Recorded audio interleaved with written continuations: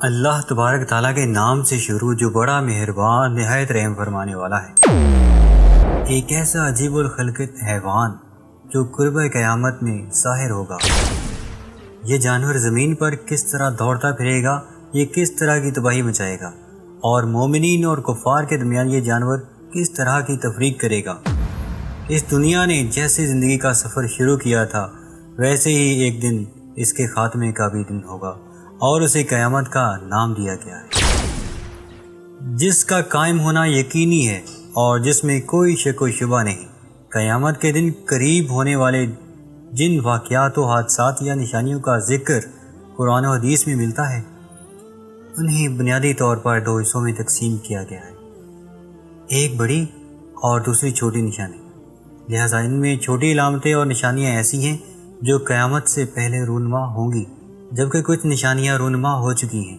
ان میں نبی صلی اللہ علیہ وسلم کی بعثت، دولت کی فراوانی، اہل علم کا فوت ہو جانا، زنا کا عام ہو جانا، قتل عام ہو جانا، کثرت سے زلزلے آنا، خواتین کا باریک اور تنگ لباس پہننا، جزیرہ عرب کا سرسبز و شاداب ہو جانا، اور اس طرح کی بے شمار نشانیاں ہیں۔ جبکہ بڑی نشانیاں ایسی ہیں جو قیامت کے بالکل قریب رونما ہوں گی، اور اس کے بعد قیامت قائم ہونے میں بہت تھوڑا وقت رہ جائے گا، جن میں دجال کا خروج، عیسیٰ ابن مریم علیہ السلام کا دوبارہ نازل ہونا، یاجوج و ماجوج کا ظہور، پر اسرا دھوئیں کا نکلنا، سورج کا مغرب سے طلوع ہونا اور آگ کا نکلنا ہے۔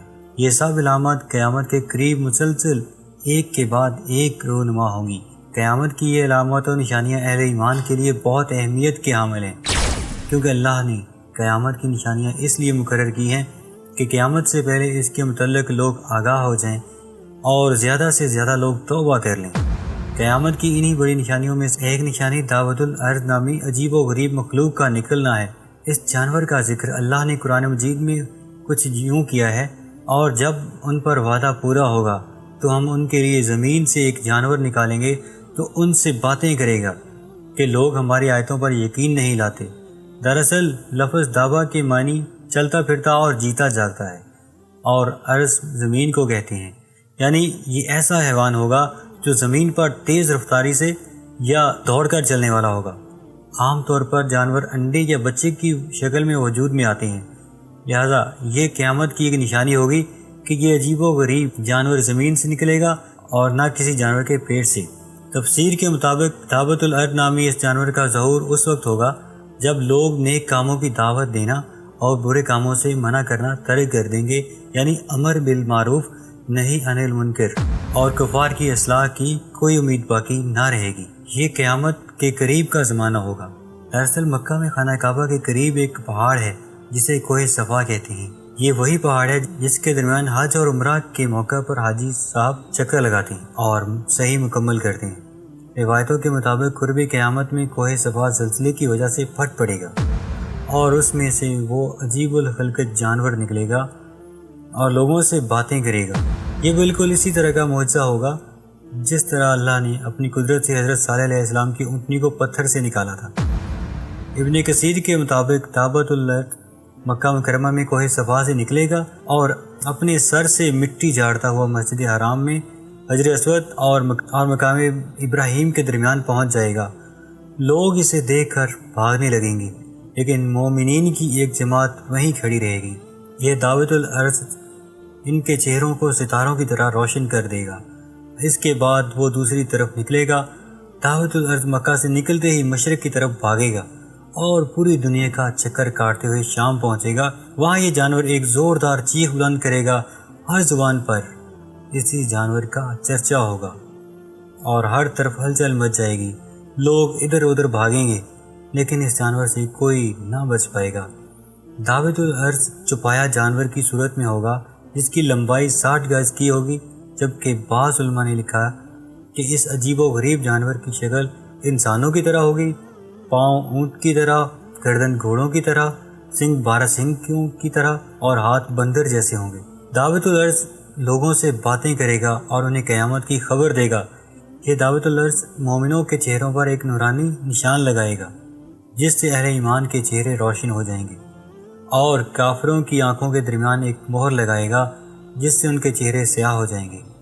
جیسا کہ اللہ نے ارشاد فرمایا، اے مجرموں، آج تم مومنوں سے الگ ہو جاؤ، لہٰذا اس وقت مسلم اور کافر کا فرق صاف ہو جائے گا اور پورا امتیاز حساب و کتاب کے بعد ہوگا۔ دراصل اس میں حکمت یہ ہے کہ قیامت کے انکار کرنے والوں کی جہالت اور حماقت اس وقت ظاہر ہو جائے گی کہ جس چیز کو تم نے پیغمبروں کے کہنے سے نہ مانا، آج اسی چیز کو ایک جانور کے کہنے سے تمہیں ماننا پڑا، لیکن اب اسے تسلیم کر کے بھی کوئی فائدہ نہیں، کیونکہ اب ماننے اور تسلیم کرنے کا وقت ختم ہو چکا ہے۔ بہرحال دعوت الارض تمام شہروں اور علاقوں میں اتنی تیزی کے ساتھ دوڑتا پھرے گا کہ کوئی انسان بھی اس کا پیچھا نہ کر سکے گا، اور نہ ہی دوڑ میں اس کا مقابلہ کر کے اس سے چھٹکارا پا سکے گا۔ جہاں جہاں یہ جانور جائے گا، ہر شخص پر نشان لگاتا جائے گا۔ دعوت الارض کے نکلنے کے بعد نہ تو کوئی توبہ کر سکے گا اور نہ ہی اسلام قبول کر پائے گا۔ جو کافر ہوگا وہ کفر پر قائم رہے گا، اور جو مومن ہوگا اسے اسلام پر ہی موت آئے گی۔ دعوت الارض کے نکلنے کے بعد حاملہ خواتین کے حمل وقت سے پہلے گر جائیں گے، میٹھا پانی کڑوا ہو جائے گا، دوست دشمن بن جائیں گے، حکمت ختم ہو جائے گی، انسان کی وہ تمنائیں ہوں گی جو کبھی پوری نہ ہوں گی، اور ان چیزوں کی کوششیں ہوں گی جو کبھی حاصل نہ ہوں گی۔ جدید دور کے کچھ مفروضوں کے مطابق دعوت الارض دراصل کوئی حقیقی جانور یا حیوان نہیں، بلکہ جدید سائنس کی نئی دریافت سے بنی تکنیکی مشین ہوگی، جسے آج آرٹیفیشل انٹیلیجنٹ کا نام دیا جاتا ہے، کیونکہ اے آئی کے ذریعے بنائی گئی سواری میں ہی اتنی قوت ہو سکتی ہے کہ وہ چند لمحوں میں ہی پوری دنیا کا چکر کاٹ سکیں۔ لیکن یہ بات محض ایک مفروضہ اور نظریہ ہے جسے حتمی طور پر نہیں مانا جا سکتا، اور محض کیا سرائیاں ہی کی جا سکتی ہیں۔ بہرحال دعوت الارض آرٹیفیشل انٹیلیجنٹ نما کوئی روبوٹ ہو یا حیوان، یہ اللہ کی نشانیوں میں سے ایک نشانی ہوگی جس کے نکلنے پر مومنین اور کفار کے درمیان تفریق ہو جائے گی اور قیامت کا آنا حتمی ہو جائے گا۔ دوستو، آپ سے گزارش ہے کہ اللہ تعالیٰ کے 99 ناموں میں سے ایک نام کمنٹ باکس میں ضرور ٹائپ کر دیجیے گا۔ جزاک اللہ۔